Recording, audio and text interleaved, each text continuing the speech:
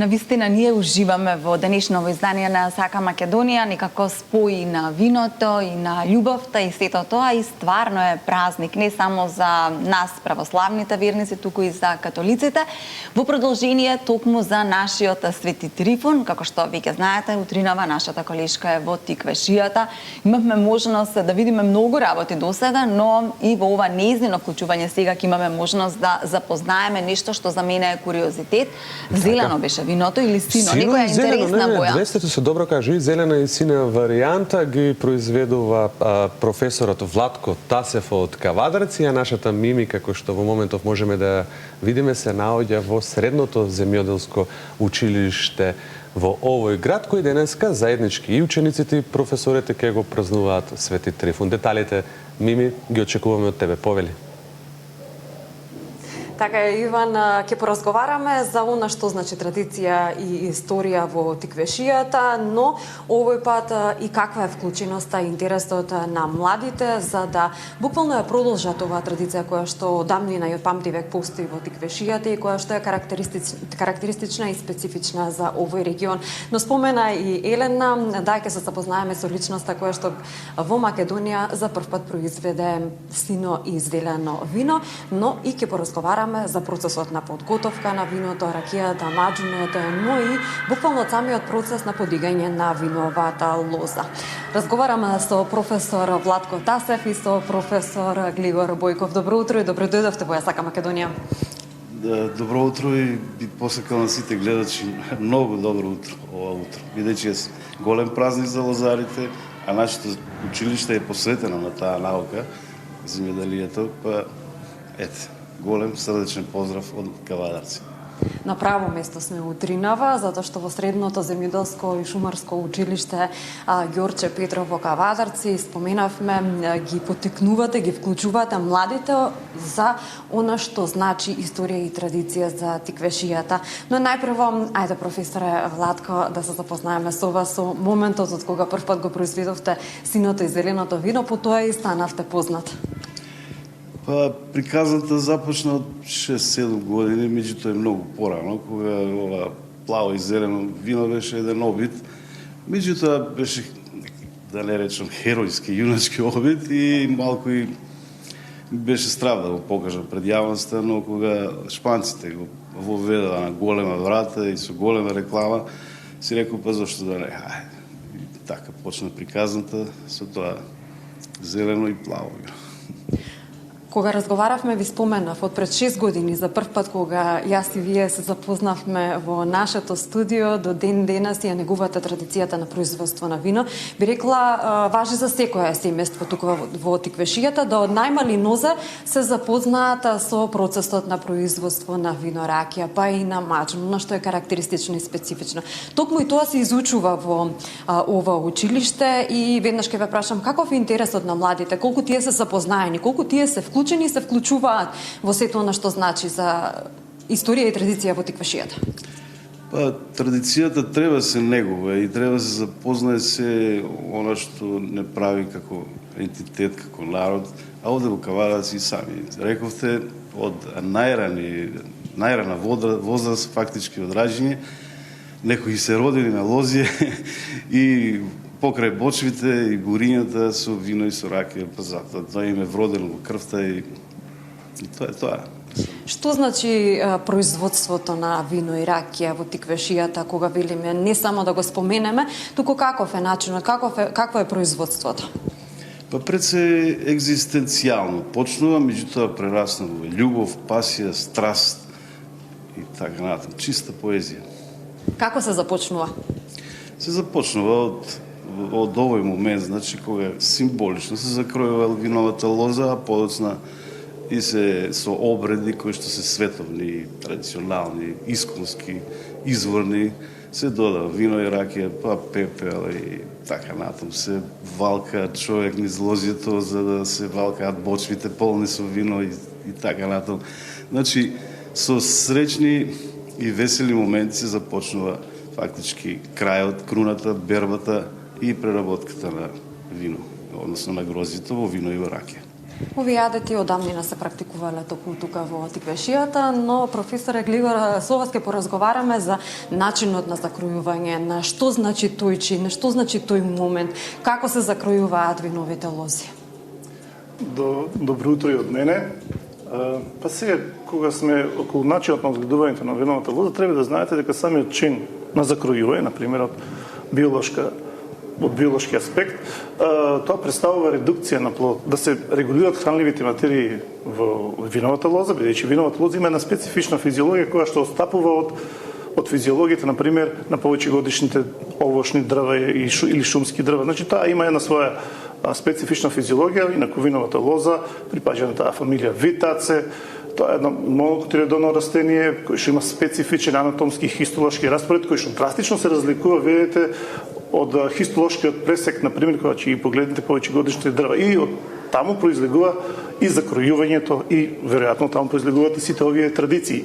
Инаку, самиот модел на одгледување на виновата лоза е базиран од биотехнолошки аспект, да се добие подобар производ, например, подобра количина. Сега не е сета во количината да се мере продукцијата на грозје по единица површина, важен е и квалитетот.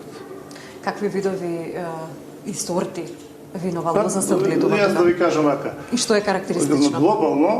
Глобално, на светско ниво, вика, че погледнете виновата лоза како е географски распространета, треба да се каже, само еден општ преглед да знаат луѓето, нормално, виновата лоза најмногу се одгледува во така наречениот северно географски палеарктички регион, што значи тоа е делот на Европа, мислам ова баш Европа која што го чини срцето и традицијата на Европа, и делот во тој географски простор и делот на Северна Америка пред се Калифорнија. Кога ако се спуштиме долу под екваторот, тука се Чиле, Перу, делот од Аргентина, Јужна Афричка република, Нов Зеланд и делови од Австралија. Што значи виновата лоза и површините се доста ограничени, меѓутоа таа е доста хетерогена. Видите, на светско ниво постојат околу 20.000 сорти. Тешко е да се даде генерален преглед, меѓутоа треба да знаете што представува сортата.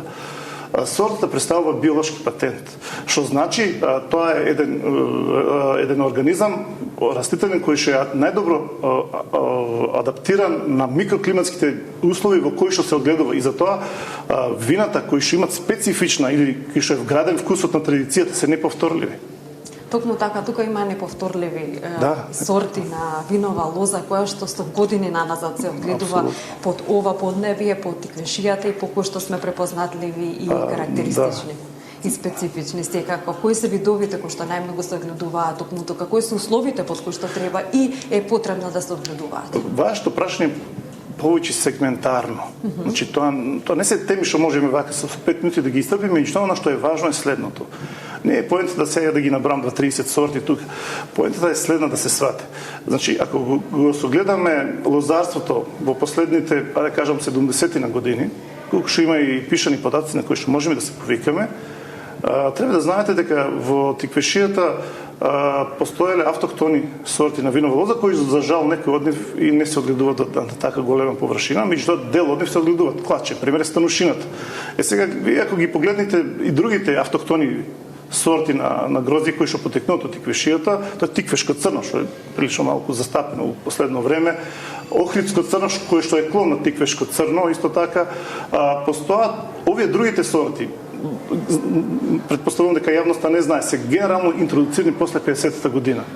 Постоеле институти лозарски кои што ги интродуцирале самите сорти во одреден временски период, како се аклиматизираат, меѓутоа подрачето е прилагодено или одговара за производство на винова лоза, и без разлика и да се интродуцираат така наречените западноевропски сорти, кај нас дават добри резултати со таа особина што грозјето произведено во овие простори и виното добива специфичен вкус, арома, буке, она што е карактеристичен теруар на вината. Сега гледате, под теруар тоа е еден термин кој што најчесто луѓето мислат дека станува збор за почвите. Не, терминот теруар во пошироката јавност, во стручна литература се користи како термин каде што микроклиматските услови и почвените услови влијаат врз квалитетот на грозјето, а тоа се на крајот преточува во производство на вино. Значи во финалниот производ. Така, с оглед на фактот дека сте вие професор по стручни науки, Да. ова е добро дојдено да го знаеме и да знаеме од вас и да го слушнеме. Колку се вклучени младите во изучување на оваа наука? Како се започнува? Колкав е интересот на младите? Тоа е, гледайте, тоа е вредност. Ако ви ги погледнете државите кои што имат вградено, кои што имат успешен модел на земјоделско производство. Како он се формира? Тоа е клучното прашање. Он се формира на тој начин каде што земјоделското производство и производството на храна се издигнува внимавите на вредностен критериум. Со тек на време треба да се знае дека секој вредностен критериум станува и макроекономски критериум. Сега, ако се погледне историјатот на државите кои што се прилично познати по своето производство на храна, од сите западноевропски земји, сега да не ги минувам поединечно, вие ќе видите дека тој вредностен критериум е издиган долго време на ниво на култ.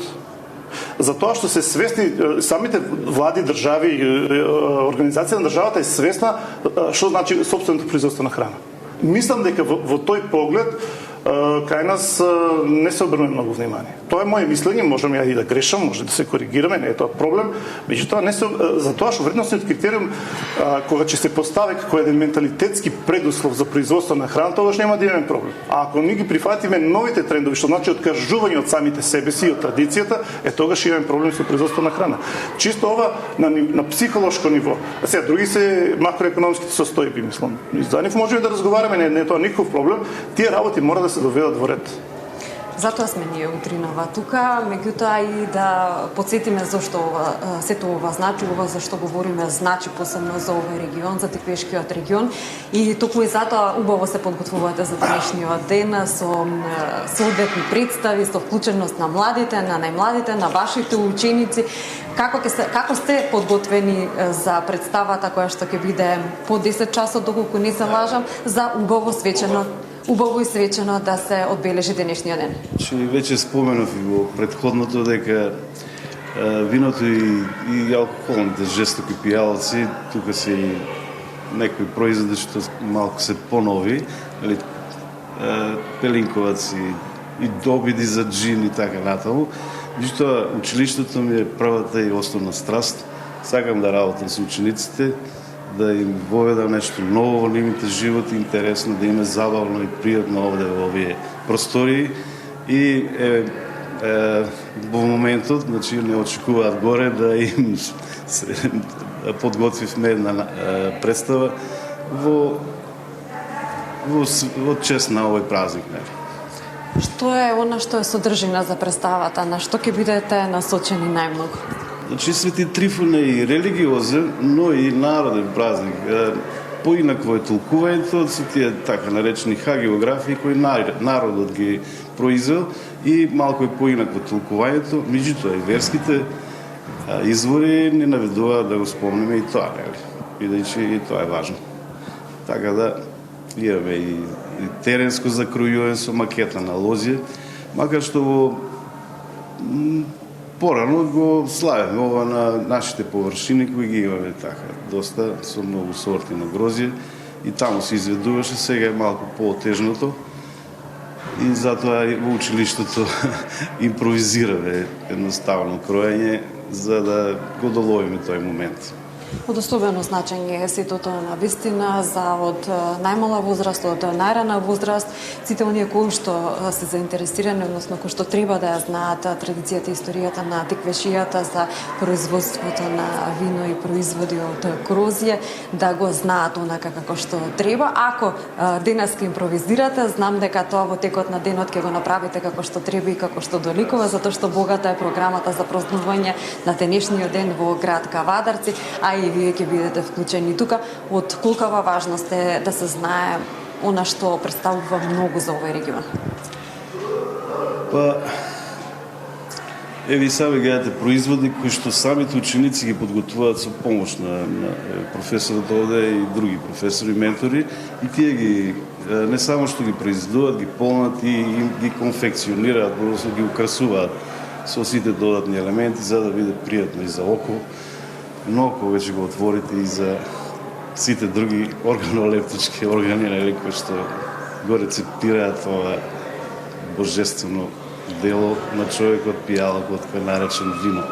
божествениот напиток. За самиот крај, професор Гливер, колку пак младите се заинтересирани да си ја продолжат традицијата? Имаме ние ученици кои што за време на своето школување овде отворија приватни бизниси, отворија приватни винари. Секоја чест. Да. Секоја чест за нив. Нашиот удел е минимален. И за нас тоа е успех голем, се гордееме со такви деца. Во последно време еве државата нуди грантови кои што може да им помогнат на некои нови производители, страстveници за да го остварат својот сон. Секако е задоволство да се слушне сето тоа, дека оние кои што ги учите, оние во кои што вложувате многу навистина да ги едуцирате на самиот почеток, во иднина си отвараат свој бизнис, Да, и на тој начин ја продолжуваат традицијата. Тоа е нашата намера, тоа е нашата цел. Инаку, видите, мисијата да се биде наставник во средно училиште мисија која што се сведува, видите, вие кога сте наставник, не сте наставник само во училиште. Вие сте 24 часа наставник. И кога ќе одите во продавница и си купите леп, сте наставник, па треба да внимавате на себе. Сакам да ви кажам дека оваа професија, генерално наставничката професија е мисионерска професија. Сега, кој ќе се пронајде, ќе види некаква благодат. Она, на прв поглед е и за тоа и тој модел на одговорност кој што го имаме, таа слика и представа која што за себе ја даваме пред подмладиот свет кој што не откажува е доста значајна. Затоа малку се внимава. Професор Гливер, професор Владко, продолжете да бидете квалитетни примери на вашите ученици и нормално продолжете да ја негувате традицијата, а на тој начин и да ја преместувате традицијата на најмладите. Благодарам, би додал и вие продолжите со вашата новинарска професија да ја украсувате и да ја да е с големите вредности на новинарската професија. Ви благодарам на вистина за утренски разговор. Ве поздравувам и вас, драги гледачи од Кавадарци, за убава прослава на денешниот ден Свети Трифон. Нека за многу години добро знаеме дека тиквешијата е позната по традицијата на закројување на виновата лоза, за во иднина да донесе поголемо производство, односно берекет. Но исто така денеска кој град и да го одберете, дали Кавадарци, дали Неготино, Демир Капија, па еве и Виница, нема да погрешите, затоа што во сите овие градови и како се почитува традицијата посветена на Свети Трифон. Ми денес е таков денот, со оглед на тоа дека си во Кавадарци од рани зори. Јас би сакала да те прашам дали проба некој од овие вина, дали вкуси и со оглед на тоа дека сум многу љубопитна, видов таму дека веќе има отворено и сино и зелено вино, доколку не си вкусила би сакала да те замолам да пробаш и да ни кажеш каков е вкусот. Елена, немам до сега пробано воопшто од овој божествен напиток, односно утринава, затоа што имаме нели работни обврски и ангажмани, но морам да признам и да откриам дека запознавајќи се пред 6 години со професор Владко, ми подари сино и зелено вино и имав можност да го вкусам и навистина представува едно задоволство кога ќе се отвори тоа шише и кога ќе се испие и сконзумира, посебно со најмладите, најмилите и најблиските околу вас. Знам дека ќе пробаме и ние утринава, нема да си отидеме така, но во одредена количина за да можеме безбедно да се вратиме во Скопје. Нека ви е на здравје и се разбира внимателно возете заедно со нашиот колега. Утринава имавме еден таков разговор кој што се однесуваше токму на тоа дека секогаш треба да се внимава кога се вози и кога се конзумира вино.